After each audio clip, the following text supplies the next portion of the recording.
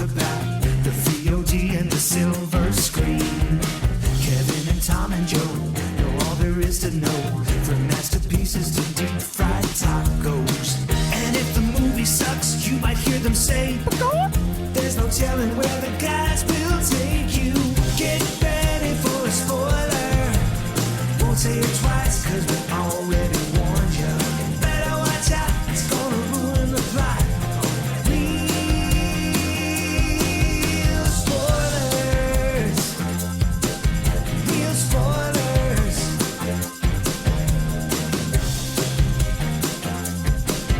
Real spoilers.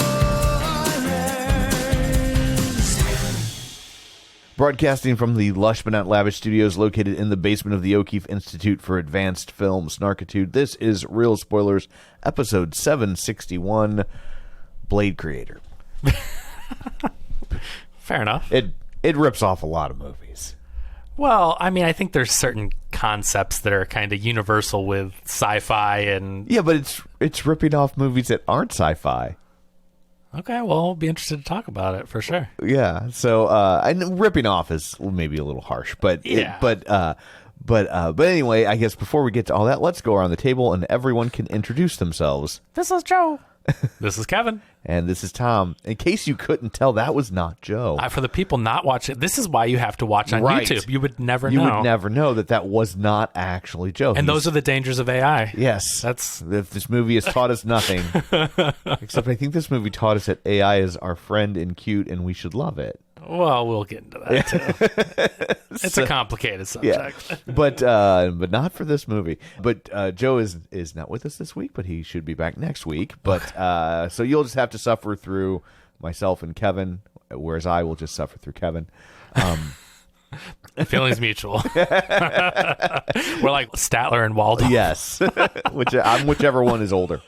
So anyway, before we get to all that, let's do some shameless plugs. Don't forget we're available on Apple Podcasts, Spotify, Google, iHeart, TuneIn. Or I guess I need to stop saying Google because Google Podcasts are Oh going away. man, I'm so like Google Podcasts is the one I use on my Android phone. You're the one. And then You're like seriously. So like for the clip out, Yeah. right? Like which gets yeah, and I'm subscribed. I'm the one on yeah. your... Like we get. I mean we get some serious downloads for the clip out. Yeah. And I bet you every month, whenever I get the Google report, it's less than 100 downloads from Yeah. Google Podcasts. Like almost. Well, I can't nobody. download it more than 100 times, Yeah. Tom. I told you I would help out, but I just... It's just fascinating how few people Right. actually are using Google Podcasts, or they're pushing everybody to YouTube Music. Yeah, I mean, it I guess that could be good in a way. I mean, I know they're trying to promote their subscriptions to the music stuff. Yeah. I mean, if it gets more people to watch our YouTube channel, right? If it's somehow linked, I would guess Yeah. it's going to be in the same ecosystem. I don't know, because it sounds.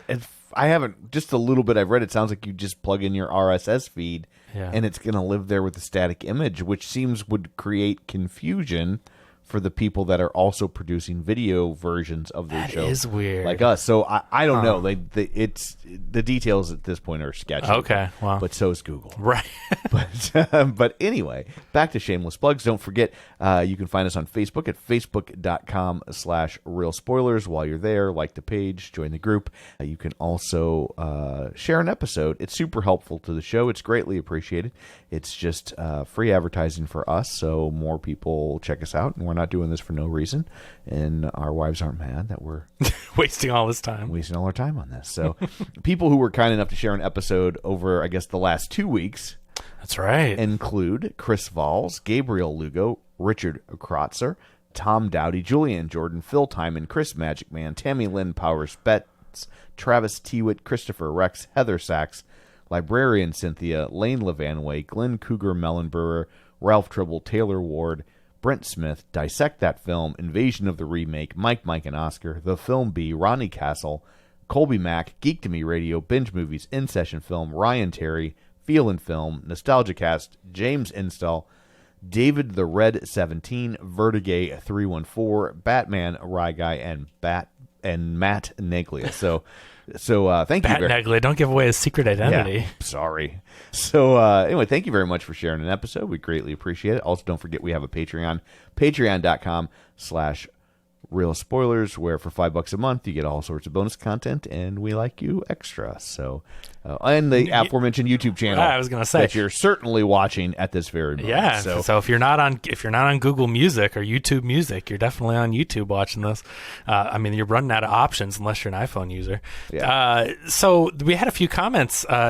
Joe was kind enough to mention our longtime YouTube fan, Matt G Official TV, now known as Matt Gofficial TV, as Joe has dubbed him. And yes. he said he heard the shout out, and I said, "Don't you like the sound of Gofficial TV?" And he said, "I don't like it. I love it." And I said, "Trademark Real Spoilers." So he is now Matt Gofficial TV. And also Brad Hyen said, "Thank you very much for covering this episode. He's been bugging me to cover it since he saw it in theaters and was happy we circled back." So he wrote a big long explanation. I don't want to spoil it because go listen to that episode. If you haven't seen it, talk to me and then go read his YouTube comment. But he kind of broke down what it was an allegory for and some of the things we talked about. And we had mentioned that it was kind of like a drug movie, right? Like where they would do montages and the kids were getting high on drugs and these kids were getting high on the supernatural experience. So he went into that. So thank you. Supposed to get high on life, right? Not high on the afterlife. Right. There you go. See, that's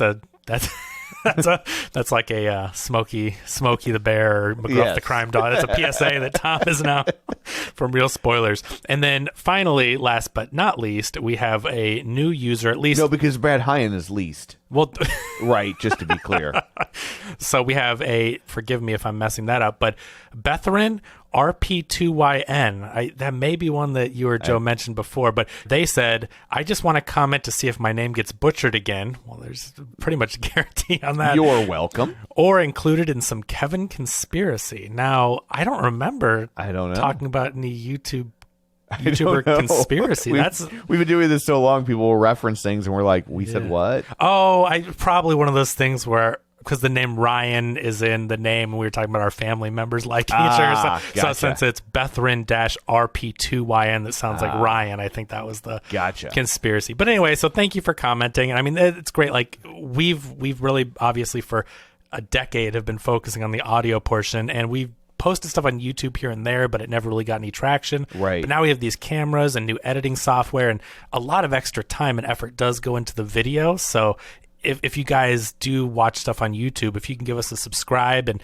check out the show, and even if you still listen on your phone on your podcast player, but subscribing to the channel helps. We can get ad revenue after maybe like 500 subscribers, and we're at I think 350, 360 now. So like we're getting there. Maybe it's higher, but I thought it was 500, something like that. So if you can at least give us a subscribe and check it out, because I mean, we'd like to think our production quality is decent as far as independent podcast goes. For sure. But thank you. Yes. So anyway, there's all that. Let's dig in, shall we? We shall. So this film was directed by Gareth Edwards, who most people probably know from Rogue One, a Star Wars story, which is one of my favorite Star Wars films. I think it's one of the best Star Wars films ever made. I absolutely love it. He also did that Godzilla movie in 2014, which I thought was good. It's the one with Quicksilver and Scarlet Witch, where they were brother and sister in the MCU, and then they were husband and wife, and that, which was just, it was weird. I mean, obviously different studios, totally unrelated, but for two actors to so closely go and act in a movie together, so that was always kind of weird. But anyway, it wasn't Bryan Cranston in that for A Cup of Coffee? Was that the one where he's in the beginning and then? Yeah, or was that a different one? Or was that the newer? That was the first like big reboot of Godzilla was with Bryan Cranston, because that was the one that was like Jaws. Yeah. And he even plays a character named Brody. Okay. And so I think I'm conflating he did the the two next then. one, which was King of the Monsters. Most recently. Yeah. Okay, gotcha. But not the one that was Godzilla versus King Kong. Got it. Yeah. Right. That one was garbage. Okay, yeah. I liked Kong Skull Island, and I think the guy that did Kong Skull Island is that Jordan, I'm blanking on the guy's name. He's also working on a Metal Gear Solid movie, which is like a long... Of all these, I think Kong Skull Island has been the best. That was fun, right? That was a big, it was dumb like exactly movie. what I wanted from a big, giant King Kong movie, which was just dumb fun. And the other ones have either taken themselves a little too seriously, although I think King of the Monsters was the best of the Godzilla ones so far, but then Kong versus Godzilla, which I hoped would have been like Skull Island, was a snooze fest, was right? just kind of dumb. It was I remember that one being boring. But the only ones I remember though are this guy's Godzilla movie, and the Skull Island, which Jordan Vogt Roberts is the one that directed that. And again, he's working on a Metal Gear Solid movie, which is a really famous video game series, and Oscar Isaac is cast in the lead. It's been in development for a while, so hopefully, I mean, I don't know if any of that has been filmed yet, and especially with all the strike stuff, which may be coming to a close at the time of this recording. It sounds like it's pretty much all over but the shouting. So so it will we'll see where all that goes. But anyway, so the point is, Gareth Edwards, I think, is a really talented director, talented writer-director. Looks amazing. Well, you know who the cinematographer is of this movie? So Greg Fraser, who's one of my favorite cinematographers working today for the past 10 years, he's been on fire. He did the cinematography for Rogue One, which is just an absolutely gorgeous, I think the best looking Star Wars movie next to Rian Johnson's. Like, Rogue One is a beautiful film. And he did The Batman, which, was an incredible looking movie. Dune, the new Dune movie he did. Yeah. So Greg Fraser is incredible. He just he captures these shots, and I think a lot of it, it's not, I mean, the whole movie looks incredible, but he does these establishing shots, and especially when you're creating a world like a futuristic Star Wars world, or kind of a post-apocalyptic cyberpunk, futuristic like this one where there's machines but things are kind of grungy and run down and all that. Let us look at it for a second. The establishing shots are so important, and I think that a lot of times directors, who obviously play a big part in the scenes and everything, but even the cinematographers, they don't let you live in the world. And one thing I really love about this film and the cinematography is it lets it linger, and they pull back and they show you the world, and it feels like this is a future that could really happen in a way that... I can't believe this movie was made for only $80 million. Can you believe it? And that's what I'm saying. That's Greg Fraser for you. I think... And it was filmed on like a prosumer camera. It was filmed on like one of those high-end, 8K, whatever, like James Gunn films on red cameras too, but like the cameras weren't like those $1 million IMAX cameras and whatever. Like, it was filmed on something that a indie filmmaker would pick up and make his movie. And, gotcha. And that is and I guess that makes sense because it's got a very art house vibe to it. Yes, like it is very much like, I like the look and feel of this movie. The story was a little. Overall, I enjoyed it, but the story's a little wonky. Like I feel like they're wrong. Well, I think I think it depends on what you take from it. I think on the surface level, especially with all the discussion around AI and the writer's strike and them talking about AI involved and everything, I think if you just take this movie as a pro AI movie, then I think that sends some mixed messages. I actually saw the film with Blake, and we talked about it afterwards and about that.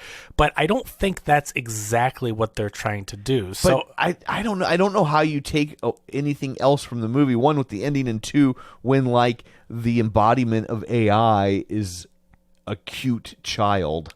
Like, they clearly want you to root for the cute child. What? But if you take a step back, so we're always talking about AI as taking people's jobs. Like, I know it helps with things, but like totally replacing people. Right. And Skynet, AI is going to evolve and kill all the humans. Obviously, none of us want that. I mean, no one wants to be killed by robots. But if you look at it, you want to be killed by, Kevin? Go on. So it's like, I get it if we're talking about like, all the dangers of AI and everything, but we use AI on this show. For sure. We use AI to edit podcasts. We use AI for websites. We use AI in our, whether you even know it or not, a lot of your apps use AI to predict things that you're going to do. So I think that this movie is saying that we fear the unknown, just like we do with people that look different, that live different cultures. AI is something people fear, and they want to attack it. Every new technology is met with fear. Right? It's like, at some point, people were scared of video games, and we're scared of cell phones, and we're scared of... What's the opening musical number from Bye Bye Birdie? Oh, I mean, I can picture when she's the one where they're on the phone.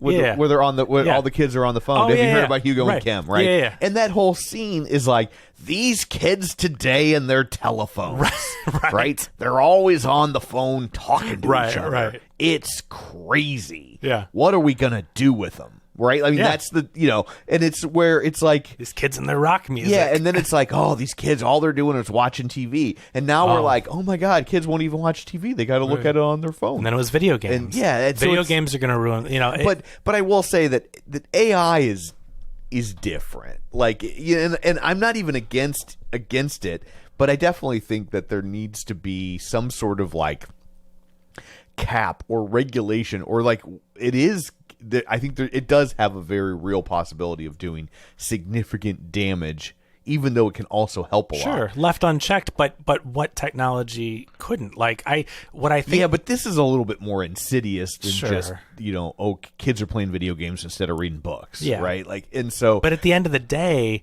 what they're trying to tell you is that a lot of technology is good until humans get a hold of it. At the end of the day, what we find out, spoilers, is the big catalyst of the entire meltdown of society and the war on AI is it was a human programming error. Yeah. So what they're trying to say is that we're fearing when we blame the technology. If you believe the AI, right? Like, it's like... But I do truly feel what they're saying is the AI is good and they're just doing what they've been programmed to do.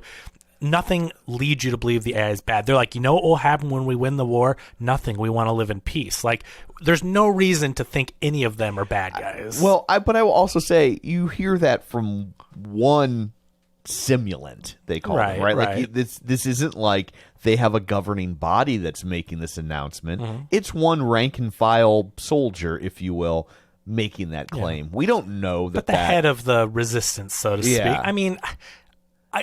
we could say that because we can't know what every character everywhere is saying. But everything they've shown me in this story is that the AI is protecting themselves from being destroyed by humans, and the humans are trying to destroy AI because a human had a programming error that caused them to level LA, right?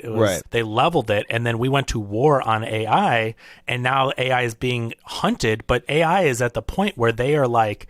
almost indistinguishable from humans, right? You can see that they have a thing where their ears should be, it's a hole and a moving, and the visuals, the CG, again, for an $80 million movie, this looks incredible. No, I mean, for an $80 million movie, this thing looks amazing. This looks better than a $200 million Marvel movie. Yeah. Look at the CG in this compared to that. And this is what shows you that if you... But I will say, I don't think a Marvel movie wants to look this way.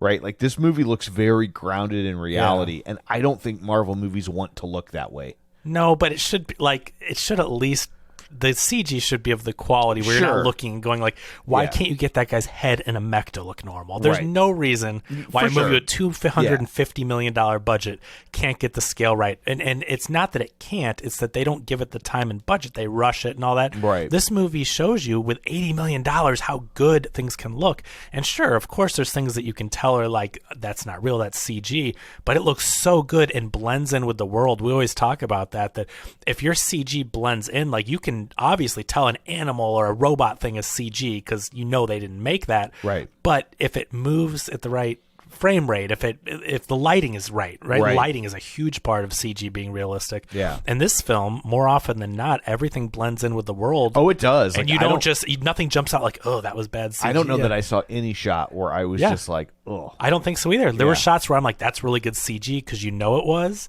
but it wasn't uncanny valley, right? It didn't pop out to you where you're like, oh, that's... Yeah, I know it's good CG just because I know there's no other way to get it. Right? Yeah, like logically, I'm like, well, you can't do that a different way. Exactly. But I was blown away. I was blown away how I was sucked into this world in a very, again, realistic. We talk about all these futuristic worlds and not necessarily post-apocalyptic, but you talk about the Blade Runner 2049s and how technology can evolve, and there's always a lot of times there's those grungy, lived-in. Not Blade Runner. What's the Arnold one? Like Total Recall. Oh, yeah. All those futuristic, but things are grimy and gross. Yeah. And, I mean, the Blade Runner proper is a great example, too. I mean, I think that's the first one that ever really did that. Yeah. Where it was like, well, it's futuristic to us, but not to them. It's right? it's like with the new cars, right? Like, right. You think that in 2049, no one's going to be driving a 2027, right? And that it's going to be run down. Like, not everything's going to be a shiny, clean, taken care of. This is a complaint I make about movies that take place in the past. Yeah, that the mistake they make all the time is that if it's set in 1952, right, like all the cars you see are from 1952, yeah, and they're all super new and shiny because to get those old cars, they go to car collectors. Well, car collectors don't keep crappy old cars. They fix them up so everything looks brand spanking new. And I'm just like, but that's not what it would look like. I'm always impressed when I see a movie set, 20 to 50 years ago, and I see beat up older cars. I'm bring your old car. It doesn't have to be like a pristine condition. Like, let's it's 1952. Get some bring me a 1945 that you haven't finished fixing up yet. It was a project in your dad's garage. You never finished. Bring it to the set. So anyway, beautiful scenery. I mean, the cinematography, the set design, the CG. This film is absolutely gorgeous. And when you look at Gareth Edwards films, I mean, if you think back, I know it's probably been a while since a lot of people have watched that Godzilla, but that Godzilla also, now it wasn't set in the future, but I just mean with the CG and any of the effects and everything, it was very grounded feeling. Yes. It had that grounded where nothing really popped out at you and made you think like, oh, that's, that monster, that building destruction looks fake. I mean, it was done in a way where it's very realistic. And did you get a trailer for a new Godzilla movie in front of this? Godzilla -1? I came a little later, so I didn't see them all, but I've seen that preview in front of the last thing we saw. Gotcha. That looked pretty awesome. I've never watched one of the foreign Godzilla movies. I was just like, you might have got me on that one. I'm like, that looked pretty good. Maybe we should cover it. Yeah, I've heard they're really good. Like, I know there's one that Matt Reedy is now yelling at his computer, yelling at his phone because he watches all those, and he was always talking about the one that it came out maybe 4 or 5 years ago. Shin Godzilla, I think is the name of it. Yeah, it's supposed to be really good. Yeah, and it just didn't really pick up any traction over here. Other than people in the know, and they all said Shin Godzilla is amazing. Other than nerds, which we are proudly a part of. Yeah, there's that. We're just lazy nerds who haven't watched that movie. Right, exactly. I might have even bought it, honestly, because I heard it was good, and just, it's in the it's stack been on of sale Blu-rays. on Vudu really cheap a couple times, too. I think mine's in the stack of unopened Blu-rays, as you do. Yeah. Oh, it's $8.99 on sale. I heard it's good. Yeah. Into the stack. Yeah. Into the corner. One day I'll retire and have time for these.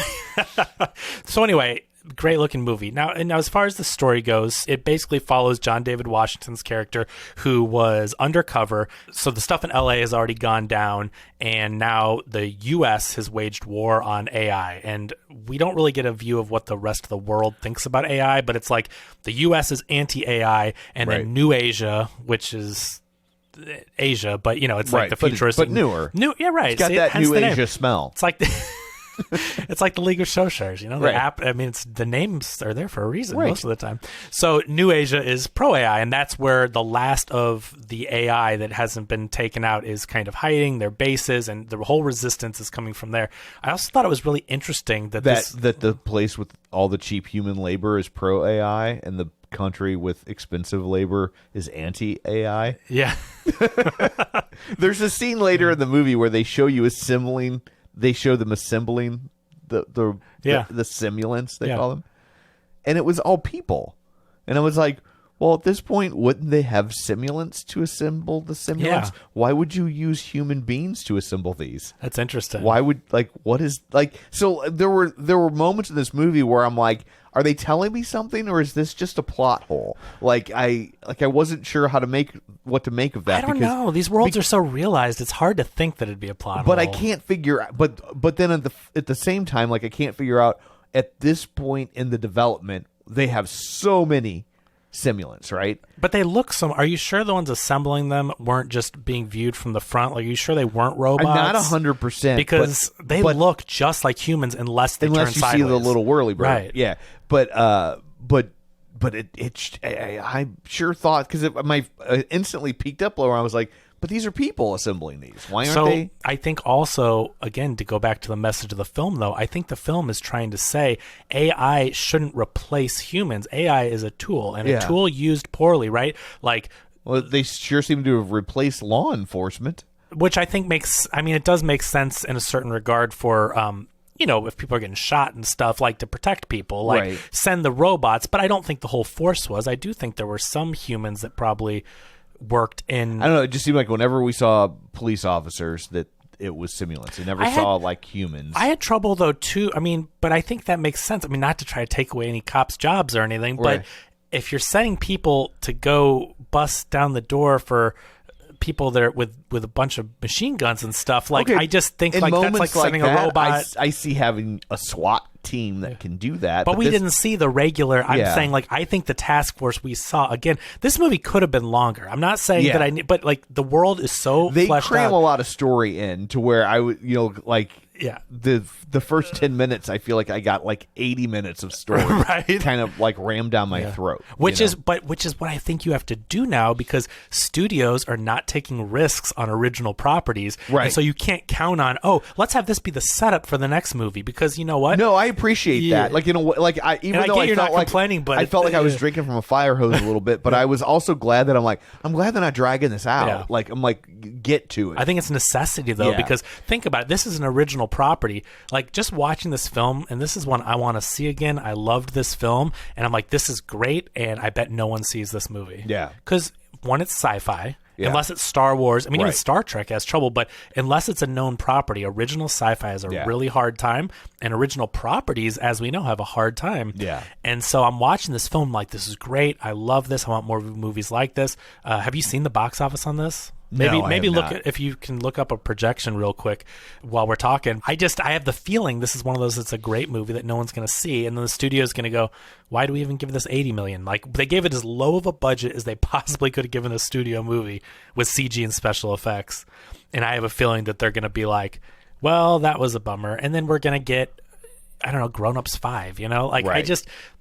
the bummer of it is I want All I have is Friday numbers, but we can kind of extrapolate a little bit. What was it? it made $5.6 million on Friday. Any Thursday preview? I'm or- assuming the Friday numbers include Thursday. Which, okay, they usually do. Yeah, so 5 million, which means It appears to, because 20 it's not listed under Thursday at all. okay. So if it's 5, I'm just gonna say that it made 25 million opening weekend on an $80 million budget. I mean, it could do good international numbers, If but it made 5 on Friday, I don't think it made. I'm 25 over the giving weekend. it. I know I'm giving it I a think it made like 15 to 20. 18. Okay, Yeah, I was and trying to give it the benefit of the for doubt. perspective, Saw made 8 million, and Paw Patrol made 6.8 million. Okay. On Friday. Okay, so.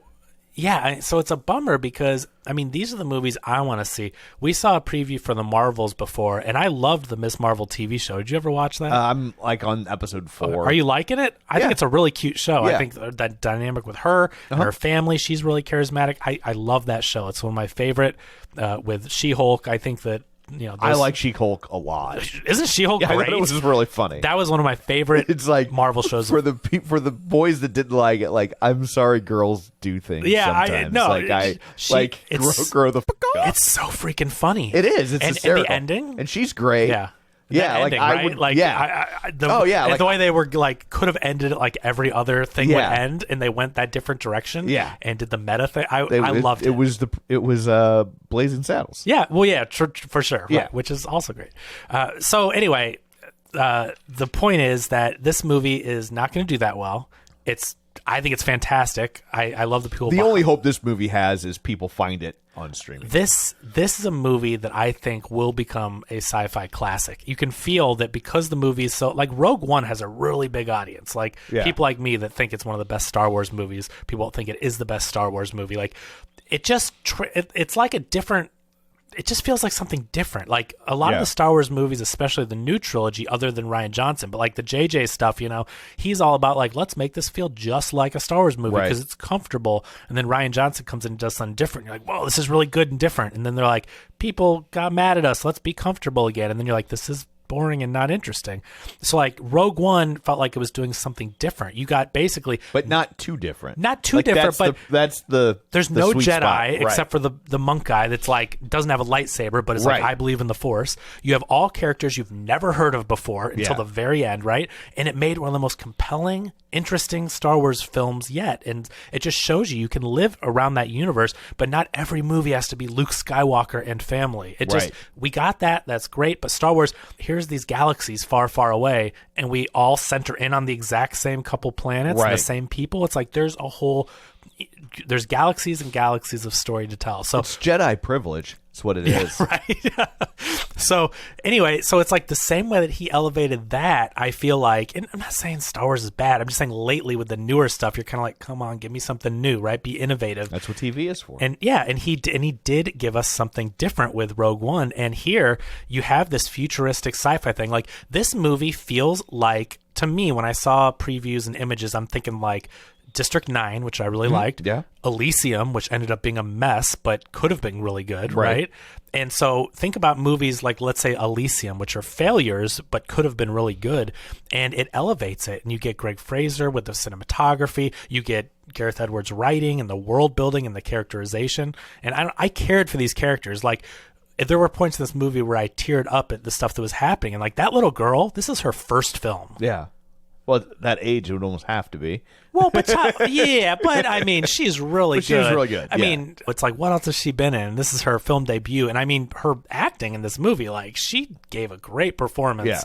Yeah. And this is the little girl that. So basically, just to breeze through the story, because I mean, again, a lot of the plot, you've kind of seen this before, but L.A. was leveled by an attack that the U.S. says AI was responsible for. So now, they're basically saying there's Skynet. We have to shut them all down. They're going through and they're blowing them up and they're putting them in the compactor and they're just cleaning up all the robots, all the military. It's genocide on robots. Yes, exactly. And so after all that happened, you have John David Washington's character who has now gone undercover and he's trying to find the person that is like the big AI creator. So Nimrata, who is that what translates to the creator? Is that, I think, what they were saying in the beginning of the movie when they were translating it, is the creator. So Nimrata is the one that's advancing all the AI. And so he's gone undercover. He's gone and infiltrated this group, which one of them is Maya, played by Gemma Chan, who's always great.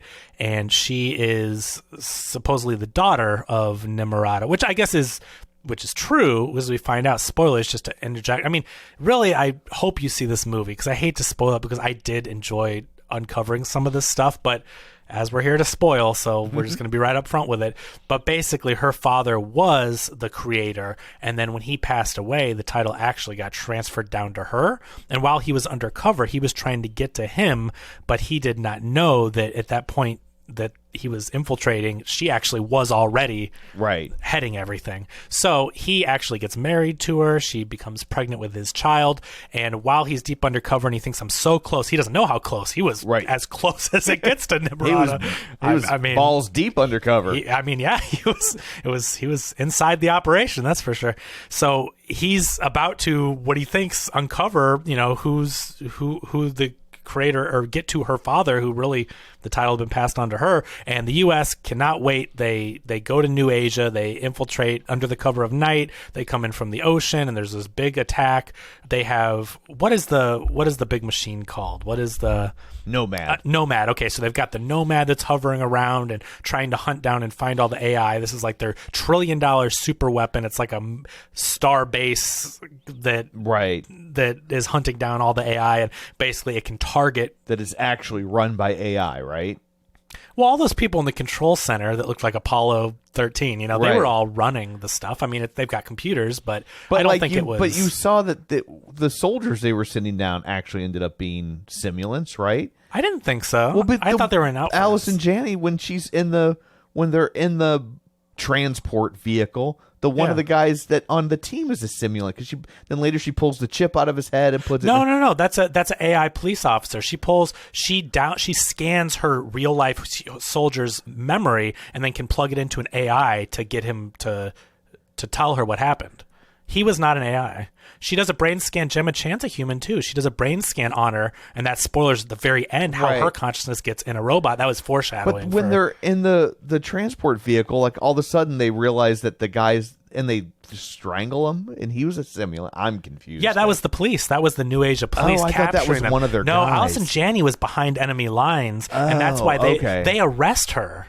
And she's in there with their police, and then they have to fight them and then take their vehicle and stuff. It's just Allison Janney and her one human companion. Everyone else is New Asia police. Okay. And that's the AI. They're all their police SWAT team that we think of. And again, I don't think all the police is just robots, but the ones tracking down people with machine guns and stuff, they're sending in there. It also gets confusing because some of the robots look like robots. Right. Well, And some of the robots look like people with whirlybirds. Well, right. And I'm guessing they're machines. And again, I want to watch this movie again because there's so much world building. And that's just to tell the difference between all their police forces and everything. But some of the soldiers are in like SWAT team tactical gear where I'm like, are they robots or are they, because they move like humans. And I guess, and I'm sure there are actors that are covered up and they don't want to CGI them all the way. But it's hard to tell, like, are there human people among the robots who have robot faces because they have helmets on, and you can't really tell, are they... And I get, you still want to protect the equipment. My phone's in a case. Right. You know? That makes a good point, too. Yeah, so that's what I mean with the world building, where I think it's so realized that it's just confusing because I just saw it for the first time, and I want to really understand it because it's so much to take in. But when you it's visually dense. Yeah, but when you start picking it apart, it's been like you just said, like they've thought through that. They're like, yeah, we still need to protect the robots because if they take out the robot, if they don't have any armor and they take out their brain, their CPU or whatever, well then they can't do their roboting. They're done, right? So they got to protect them. So 5 years earlier, this takes place in the future, but 5 years before the main story, he's undercover.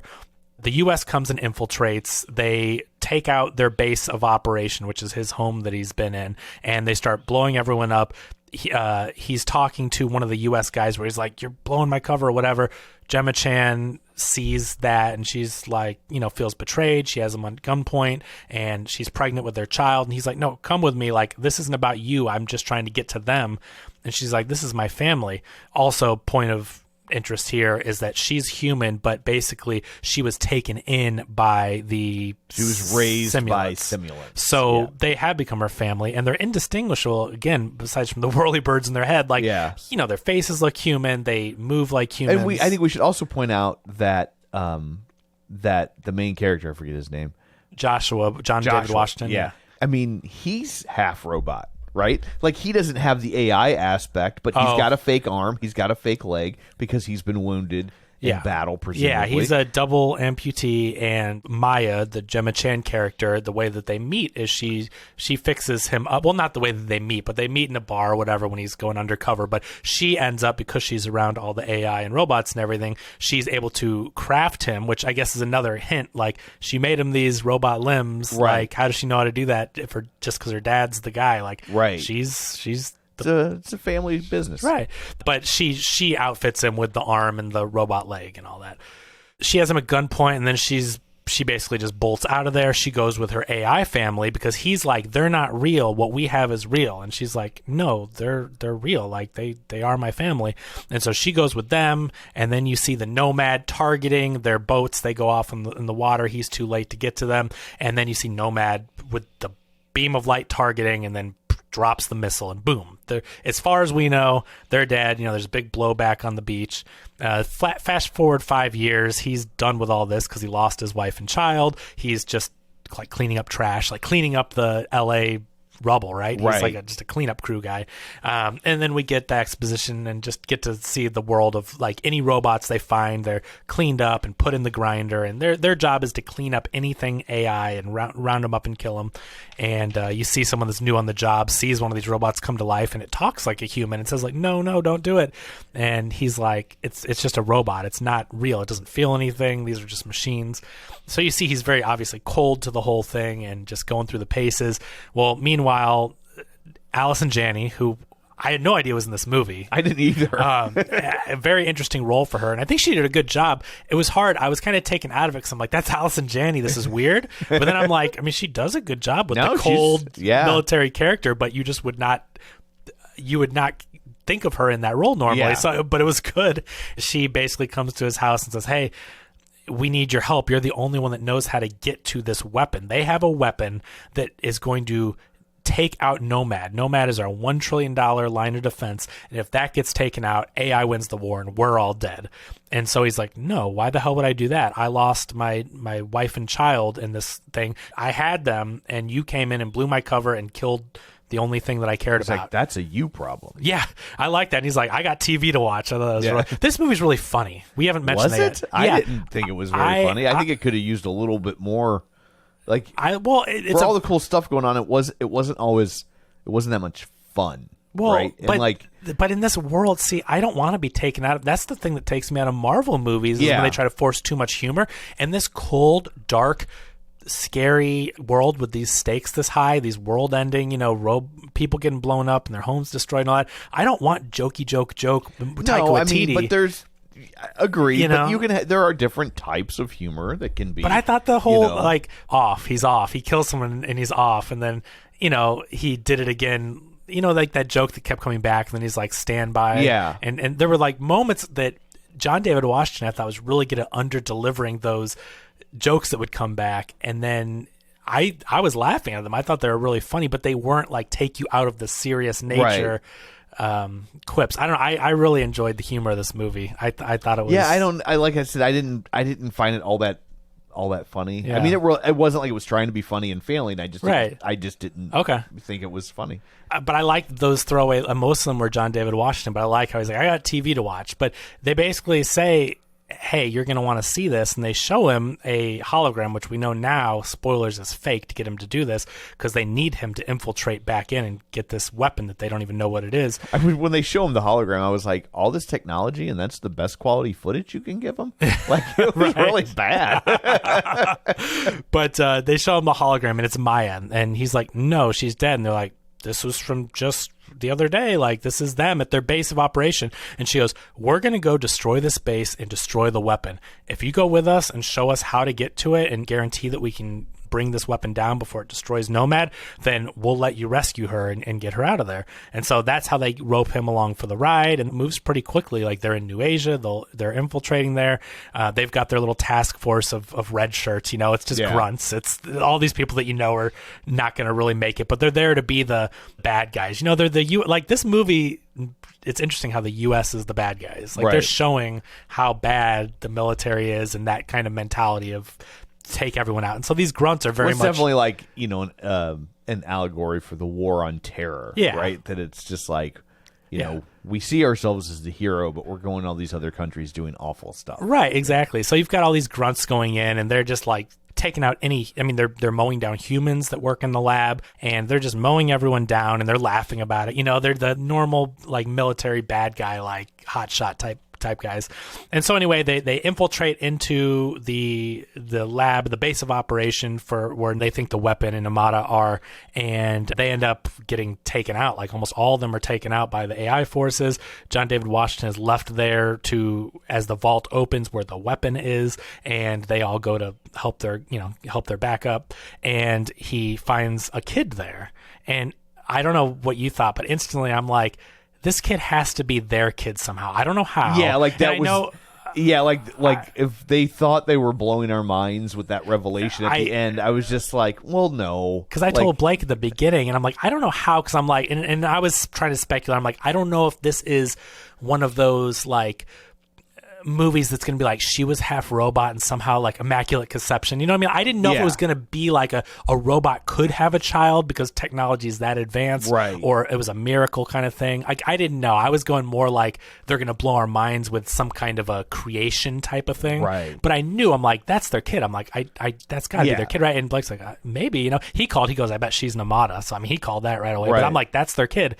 And anyway, so it come to find out this child, which again, it wasn't that mind-blowing because you knew something had to be going on there. This child is like an AI organic kind of hybrid where the child has all these sophisticated abilities and is able to manipulate machinery. This kind of reminds me of Akira. Have you ever seen Akira with the telepathic powers and stuff? So it kind of reminds me of that, where I think they do take influence on a lot of those. Well, also I feel like when he picks up the kid, like, okay, so here it becomes Paper Moon. Yeah. Well, there's a lot of, how many movies have we seen where it's like the guy that doesn't want to be a dad becomes the adopted father and they go on a trip? I mean, that's a trope for forever. But yes, it definitely does. And anyway, so the weapon's a kid. And John David Washington, for as jaded as he is, like, he can't, even though it is a robot, it looks like a kid. There aren't simulant kids. We should say that. Everyone's blown away when the kid turns sideways and they're like, they did it. They created a child. This is amazing. No one's ever seen anything like this before. And killing robots is one thing, but when one looks like a human child, like... Well, and I guess the the real thing is that this simulant will age and grow. Right, and that's the thing. So it's this advanced weapon that can control computers. That was and one of as the it other grows, things that kind of threw me off. I'm like, so then why are they creating simulants that look like old men? Like, that just seemed weird to me. Well, you see that they're, donate your likeness, and I guess people for money, like to get money, it's just they want people to exist in society so that it's not so people aren't taken aback by, if you lived in a world where there were just like Ed 209s walking around, right. It'd be weirded out by it. Or every robot looked like, So I think Hanks. Yes. You'd be like, oh, it's Tom Hanks. That's clearly a robot. Yeah, robot, right. Yeah. So I think what they're trying to do, and they say like donate your likeness to the simulants, and so to get money, that's what the farmers would do, right? And like some were human and some were robots, and they donate their likeness. And so this kid is this advanced AI technology far beyond anything, because as they grow, the AI and the technology actually grows with them, and they have the power to manipulate machines. And so in theory, and as we find out, as they grow more powerful, they will be able to take out Nomad, which is the one thing that's hunting them down and killing them.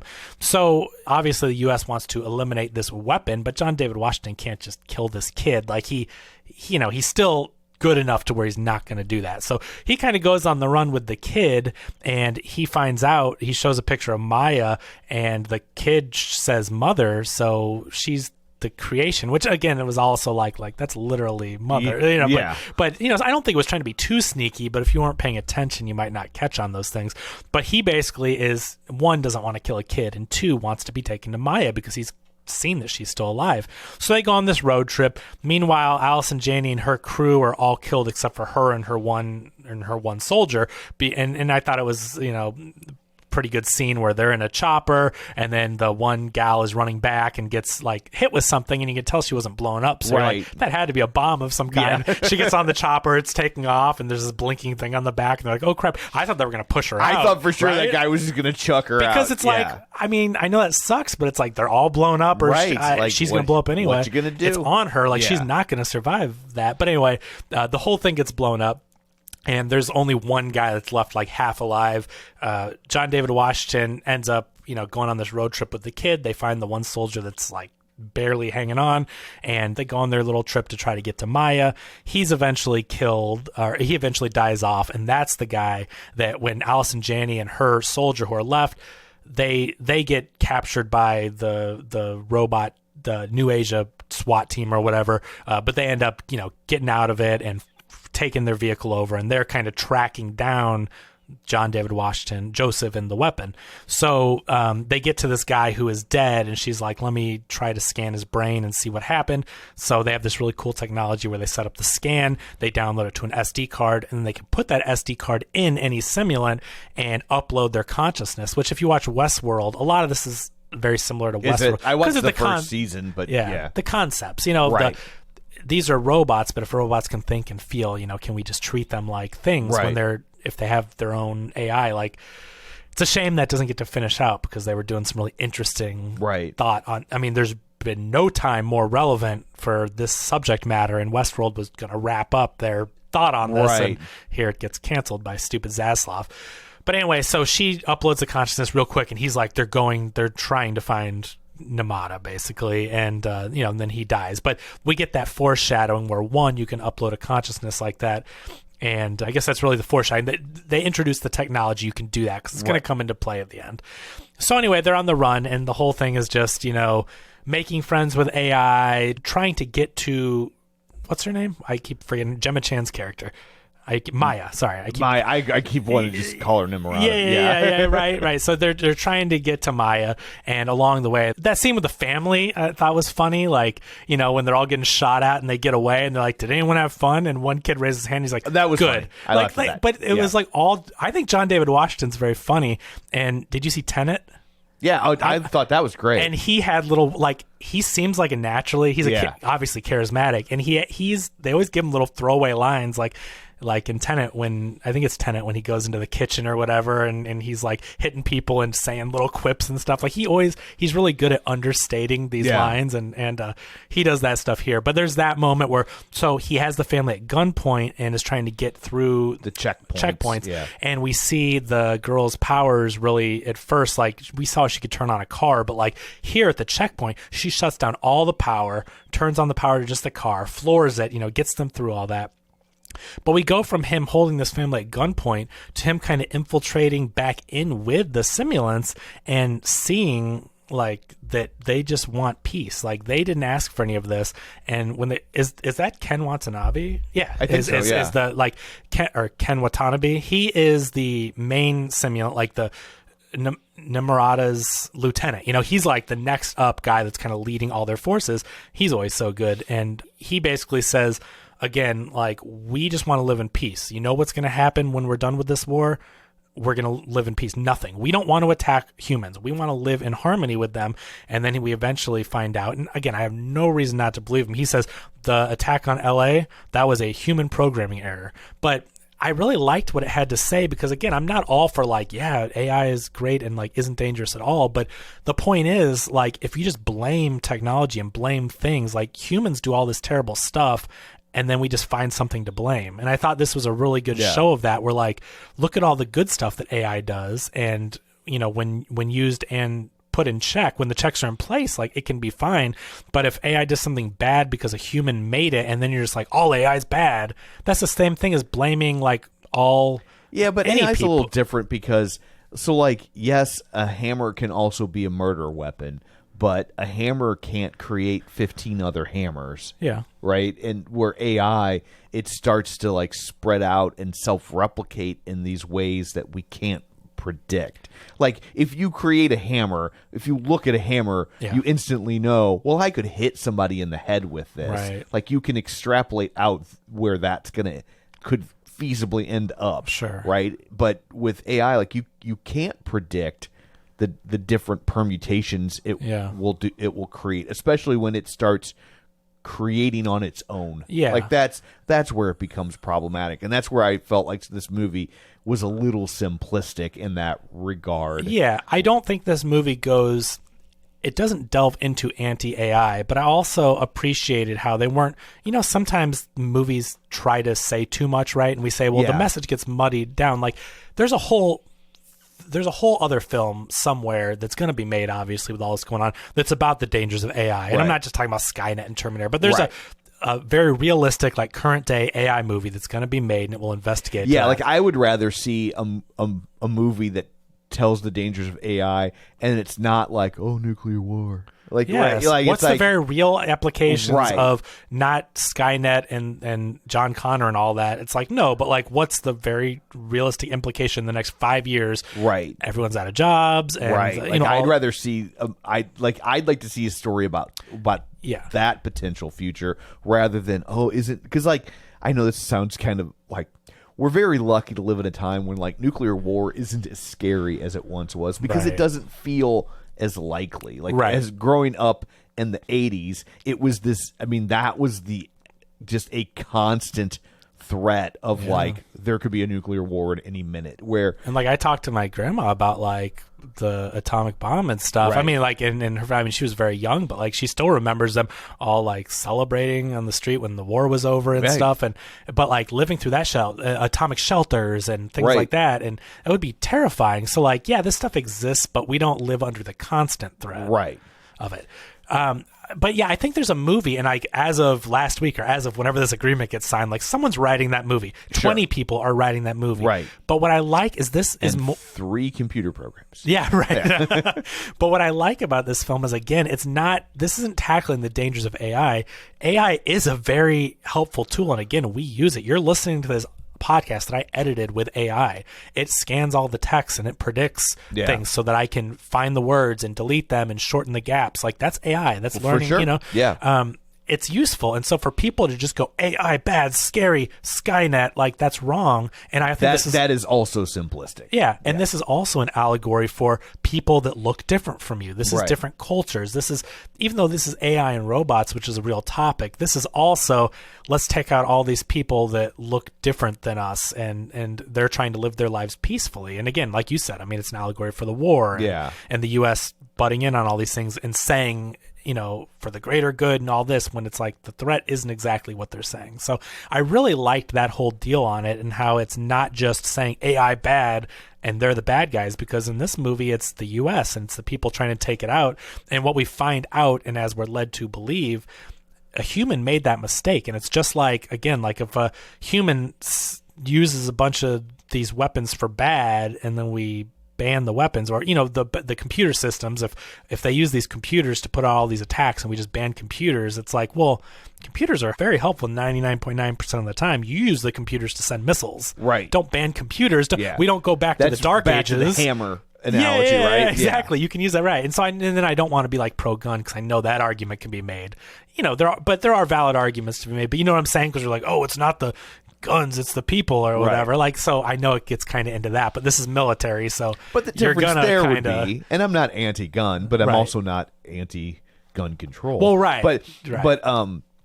But the difference there would be, like, a hammer serves a purpose in terms of its intended purpose is to drive nails, and you can use it for something else, right? A gun's intended purpose is to kill things, right? Like, and so there are certainly times when you need a gun to kill things. There are things you need to kill, or things that self-defense. To protect you, right? Yeah, so yes, you're right. Different purpose. Computers are used for much more than sending missiles. A lot more nuanced, right? So that's what I'm getting at, is that if you just ban computers and we go back to the dark ages because someone used computers to send missiles, that's stupid. Yes, but that's what they're trying to do. AI is used for all parts of life, and one human made an error, a very bad, very terrible error. But a human made a programming error, and now we've said all AI must be killed and hunted. When now AI has gotten to the point where they are basically humans who have families and make decisions, which is, it's just to show you that, these have evolved to a point, which is what Westworld was making such a great point of.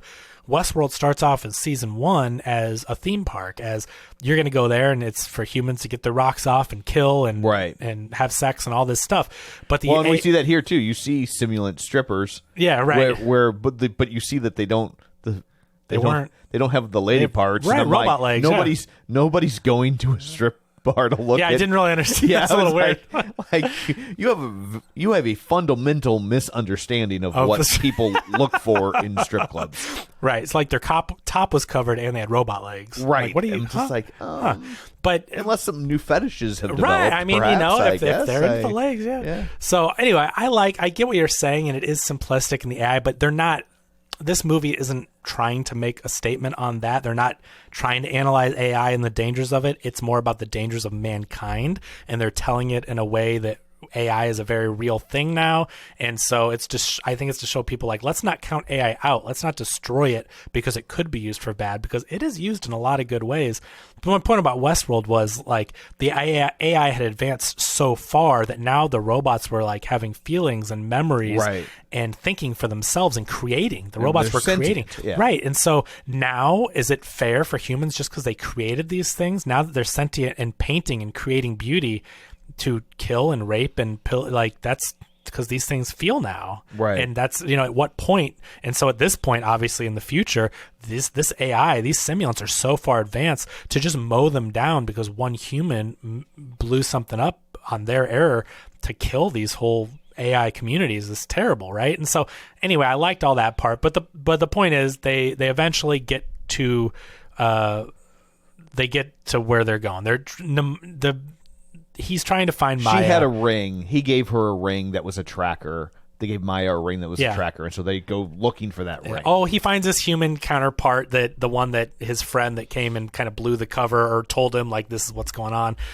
He finds him, and now he is integrated in with the simulants and has, like, a simulant girlfriend, and, like, he's changed sides as well and realized who the good guys really are, and they get into that whole thing. The police come. There's a really good action scene. I mean, there's some really good gun scenes between the SWAT team simulants and John David Washington, and they're kicking ass and stuff. And anyway, but they get away and they eventually find Ken Watanabe, and he's very much like, feeling betrayed. He's, he always called him brother before, and he now realizes that he was betrayed because, he knows that he was in on it.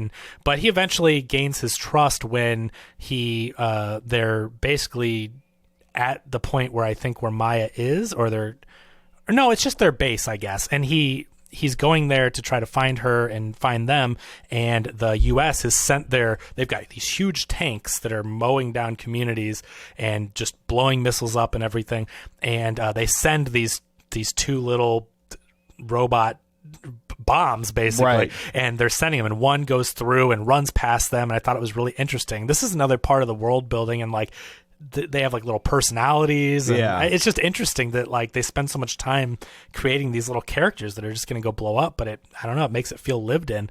And so anyway, the bomb goes in and runs in and just destroys their base and kills people and everything, and Allison Janney sends in another one, but John David Washington's trying to take the little girl to go find Maya, but she runs away. She's like, they need my help. So she ends up back at the base, and before this other robot comes and tries to blow more of their base up, she stops it using her controls, and the robot kind of like deactivates, and she's talking to it. But meanwhile, here comes Allison Janney's second in command, her soldier, and comes and shoots. What is the little girl's name? He calls her Alfie, so we'll just call her Alfie. That's her.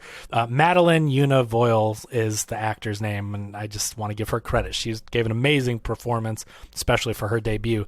But anyway, her like computer name is Alpha, blah, blah, blah. So he calls her Alfie. She gets shot, not mortally wounded, but she's injured, and John David Washington scoops her up, and Ken Watanabe realizes, like, okay, he's on our side. Like, he's trying to save her, and he kills the guy that was going to kill her. So when he sees that, he's like, oh, okay, he's on our team. And anyway, he's like, I need to find Maya. She's the only one that can save her. And like his other soldier person is like, bring him to her. And so they trek, and I really liked this whole, Eastern Buddhist kind of a thing. Like, even though there were simulants and robots and stuff, but it was all very Buddhist and just a different culture and different belief. And so they go to their temple, and in this temple, Nimata, who is Maya, is being guarded, but it is not who he expected. It's not how he expected to see her. That whole thing was fake.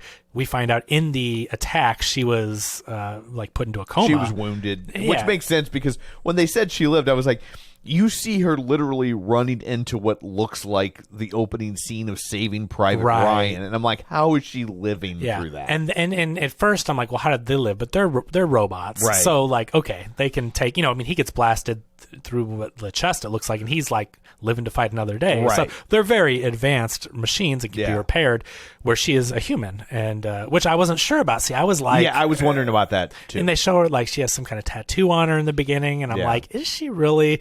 Did Nimata create her? Right. And I know it was a long shot, but my guess was that somehow life was created between human and AI, and the child was born in a weird... I was wondering about that too. But anyway, we come to find out that she was put into this coma, and the simulants, because they are so good, and again, everything we're led to believe, like, they will not kill humans for no reason. Like, they won't even take her out of her misery. Like, she's still alive in this coma. She can't pass. She can't go to heaven. She can't... They need him to do what they can't. Exactly. Yeah. And so it's a very heartbreaking scene, and Alfie's there and all cuddled up with her, and she gives this great performance about, like, help her go to heaven, like, move on. And there's that other touching scene, like, they lead up with, where she's like, and she's such a good little actor, where she's like, I guess neither of us are going to heaven. Only good people go to heaven. Right. You're not good, and I'm not a person. Not people. And it's like, it's just really good. And so that comes back a couple times, going to come back later. But anyway, he unplugs her so she's able to pass on, but not before Allison Janney comes. And this is a really good scene too, that again shows how good that the simulants and the AI are, where Allison Janney's like, all right, this is it. Like, we're going to kill you're lucky that we're supposed to bring the weapon back and bring you back, because otherwise I would take you all out right now. So she's like, let's go. And he says, well, Namada, their goal is to like take out Namada, bring back the weapon in him. And he's like, well, she's already gone. I just pulled the plug on her. She's like, we'll see about that. And the foreshadowing earlier, what I was trying to say was not only can you download people, but they show us, she says, oh, this guy's been dead for 2 hours. We can't get a good brain scan. Right. Well, he just pulled the plug on her, so her brain is technically been do it while they're fresh. Yeah, her brain is technically active, which is foreshadowing for we'll see about that. So as soon as she brings in the computer and does the scan, I'm like, oh, cool, they got her consciousness, which I thought may have played out in a more happy way, but it was for a moment. But but I'm like, oh, they got her. They can be a family again. They just downloaded her brain. So anyway, she does the scan, and then all of a sudden, Ken Watanabe comes in, and her soldiers are there with guns drawn. And it's this big standoff. It basically ends up being that Ken Watanabe shoots her with the foreshadowed missile bomb thing, and she's like, get it off me. And the kid, because of how good she is and has learned to grow up and love humans, and she's innocent, right? She hasn't grown up in this world where humans are trying to take them all out. I mean, she's younger. She hasn't been, like Ken Watanabe started off like humans are my friend, and now we've all been hunted and killed, and he's a little bit jaded. Sure. Where she is more like she's grown up and been instilled in her that humans we're to coexist with them. And so I really liked this moment where she tries to turn off the bomb, just like she tried to turn off the bomb with the little robot that ran in, and her soldiers mistake that for, no, take her out. They're going to try. She's trying to blow it up or mess with it. And Allison Janney's like, no. She realized she was trying to save her, but they screw it up. She blows up, like, see ya. Anyway, Ken Watanabe, again, he gets shot, but he gets up and is like, calls him brother. So they're back in their good graces and they're working together. But they get captured, right? I mean, even though they escape from there, it's like, it's a moot point. Like the military is infiltrated, they capture her and knock him out. They're separated, and it flash forwards like, I don't know how long, a year or it's a little bit in the future. Yeah, I don't remember how much, but yeah. And so it seems like the humans have won, like all that was for naught. Like, I mean, it was a pretty good way to like kind of head fake the ending, because it seems like we're wrapping it up. Right. They tried, but unfortunately the bad guys, the military has gotten the weapon, the Alfie, Nomad's still taking out all the AI. But we fast forward and they can't kill Alfie. They like, no matter what they try, like they say they want to do it cleanly. They're not trying to like put her in a bomb and blow her up or something. Like, they're trying to deactivate her, right? But she will not let them, because she's in control of all technology, in control of all weapons. So no matter what they do, they can't. So they bring in John David Washington again, who has kind of been, I mean, he's not in jail or anything. Like, he kind of got pardoned, like, for he did his job, even though at the end of the day, he did what they wanted, right? Like, he killed Narmada. Literally, he pulls the plug on her and brought them the weapon. And he brings them Alfie. Which, so, like, even though he was trying not to do that, at the end of the day, he ended up doing exactly what they wanted. And I don't think they knew, remember? Because Allison Janney's like, good thing they don't know, and I have orders to bring you in alive, or I would take you out right now. So once she's dead, I guess they don't actually have any record of him fighting with them. So he kind of gets away, but it's obviously not the happy ending, because he's grown accustomed.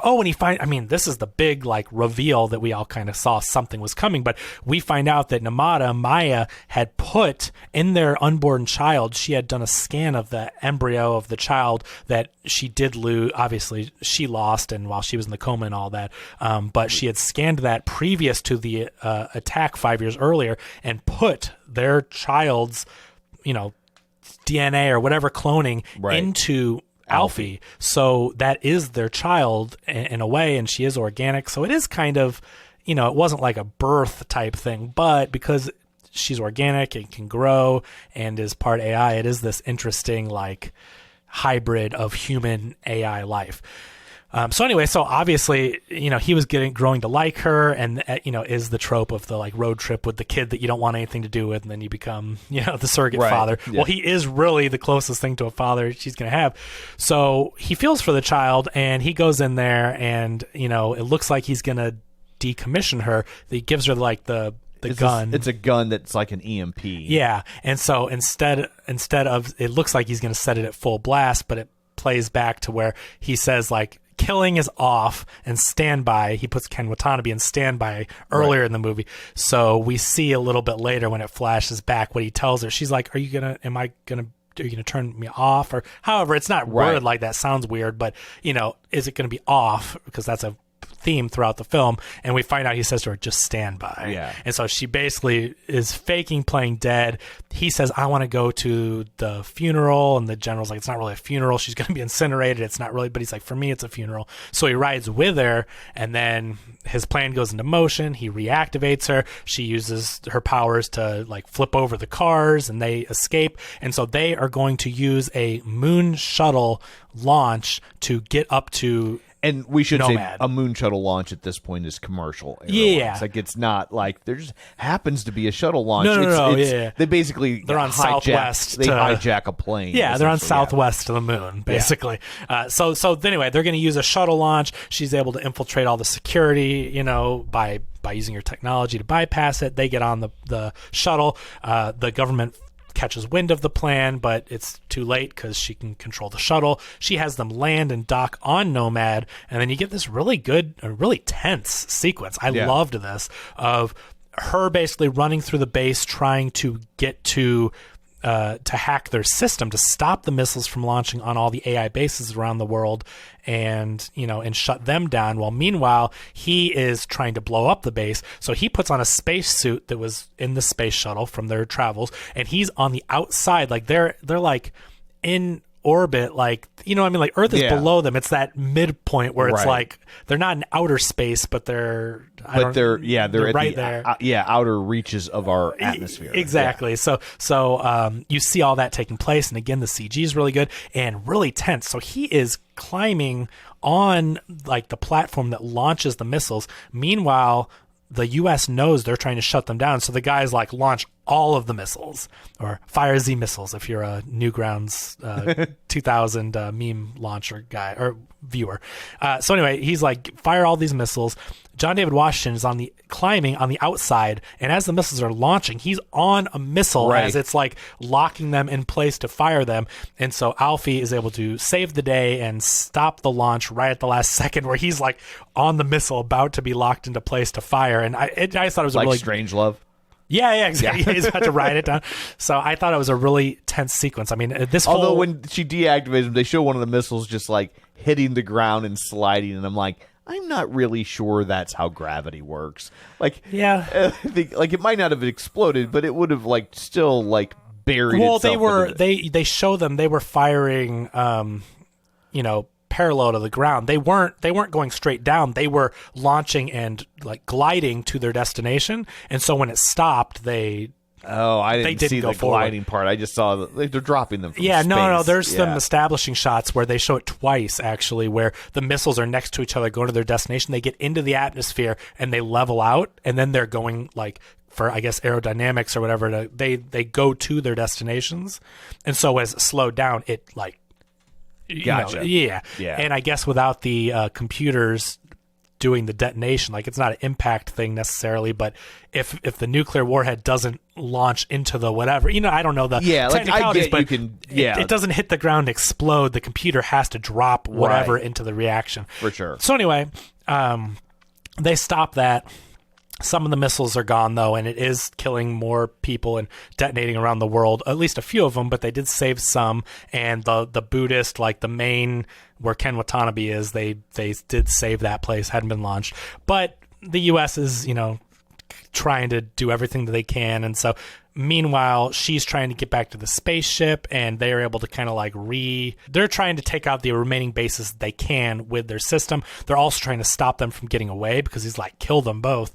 And so it's just down to the wire. He's got a 10-minute timer on the missile that stopped, that he was riding on it. They got 10 minutes. And so he's getting back to the shuttle, but she's like, I want to go save Mother, because I guess she, at some point, Gemma Chan's Maya had scanned her likeness to help the cause, right? And so he's been seeing a lot of the Maya-looking robots around, and so she is able to, or she has seen, or she goes to their AI research, and she finds a Maya-looking AI, and from the scan that Allison Janney did, they've been kind of keeping her with them, and he puts the necklace with the I'll call it flash drive, the Maya flash drive, onto Alfie, and she's got it, and she's like, I want to put our family back together. Right. So she puts the chip into her. She doesn't immediately activate, and she's like, I gotta go. She can't drag her any further. And so she runs back to the shuttle. There's a really big climactic scene where she gets into the escape pod, but the he's almost out of oxygen, and she locks the little in-between part so he can regain consciousness and all that. And meanwhile, the U.S. sends a robot octopus-looking thing down, and big action sequence, very tense. It ends up basically like almost taking them out and the detonator thing out, but she controls it with her powers, kind of saves the day. And he's like, I can't get in. The door's locked. Like, you have to go. You have to go finish this. And he's like, I'll see you in heaven. We did it now. Like, you've made me a good person, you know, by doing this. And so it's a really heartbreaking moment where they're between the glass, and he's like, he fires the escape pod, right? And she's crying and he's upset, and he says, I love you. It's the first time that he said, I love you to Alfie. And she says, I love you too. And they're able to have that moment. She crash lands back on Earth. The missile detonates, Nomad's gone, see ya, everything blows up, and there's a big celebration down on the ground, and they know that, once Nomad's gone, like, that's it. They don't have the resources to build another Nomad. That was their last... You thought that about the Death Star. Right, exactly. And then all of a sudden, Death Star 2. Yeah. But, so, I mean, that's pretty much... Well, and we get a moment of Joshua and Maya reuniting. That is set up very, like, that's the only thing where, I mean, it's a nice moment. I love it, but it's just like, I guess it makes sense because she wanted to reunite them, but it's just like, of course he left her there. I guess the part I didn't like, it's not the whole setup of it, but Joshua just happens to stumble back through the fields where she is. I mean, I guess that's just how it goes. It's a little bit of a bow. But, it's a little bit of it, but I mean, I love this movie so much that it didn't totally take me out, because I do like the moment where he's like Maya and she's like Joshua, and they embrace, and then the place blows up. And then it blows up. So yes, it is a nice little moment where they do get to they get to say their goodbyes in a sense. But yeah, so now things are peaceful. I mean, until the U.S. finds another way, of course. Yes, it's what we do. Try to, the creator too.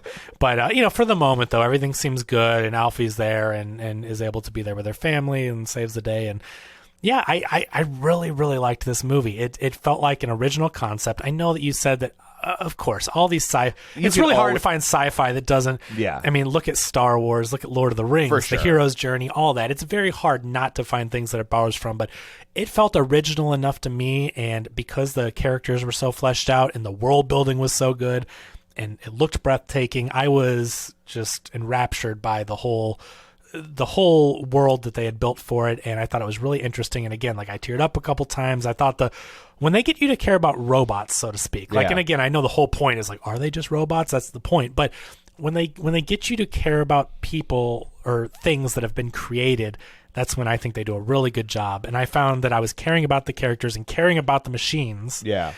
Just like in Westworld, how it's like, we're humans, so of course we want to be like, yeah, we want humans to survive. But when you see how terrible humans are, as Westworld goes on. I was just frustrated because I felt like this overall, I liked the movie, but I thought it was really close to, it could have been great.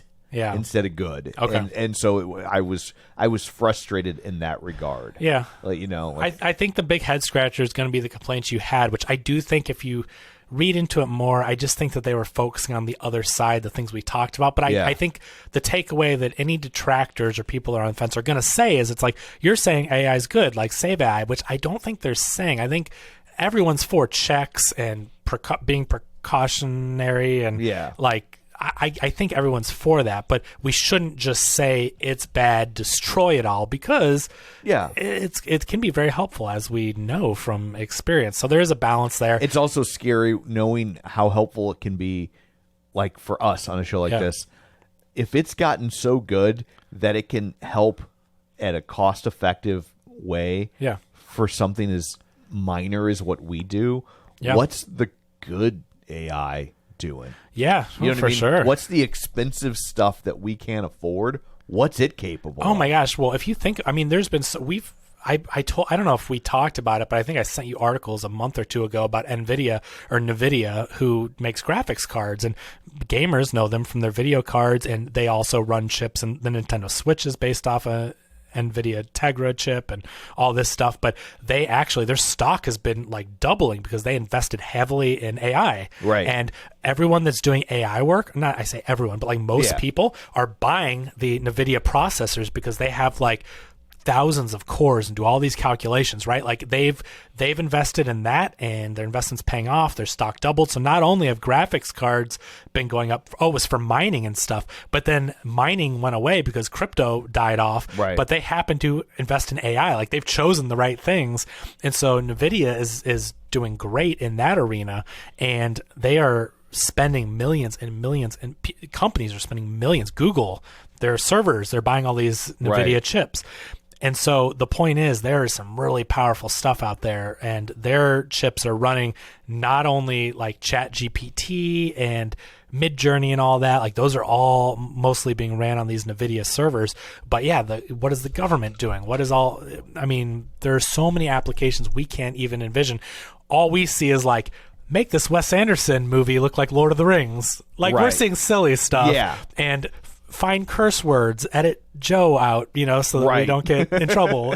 Like we're using it for all these applications, but you're right. Like technology is always lagging a little bit, like plasma TVs. Yeah. When plasma TVs came out, and they were expensive, but it was like, wow, you can mount a TV on the wall. It was before LED and LCD TVs. And it was amazing. Well, the Navy was using plasma TVs on their ships like 10 years earlier. Right. So we hadn't heard of it until it showed up at Best Buy. So much of that stuff has been invented by the government. Yeah, for necessity, by DARPA and stuff like that. Like they it's couldn't have crazy. tube TVs on a submarine. There was no room for that, so they invented plasma. And then when the technology becomes affordable enough, Best Buy starts selling plasmas, starts selling LEDs. Like that stuff is always staggered. So if we're getting this good of ChatGPT for silly things and creating pictures, what is the one that hasn't been given to consumers yet doing? Which is, I think, automating a lot of probably traffic lights, and you know what I mean? Like they're doing a lot of things that they can now automate that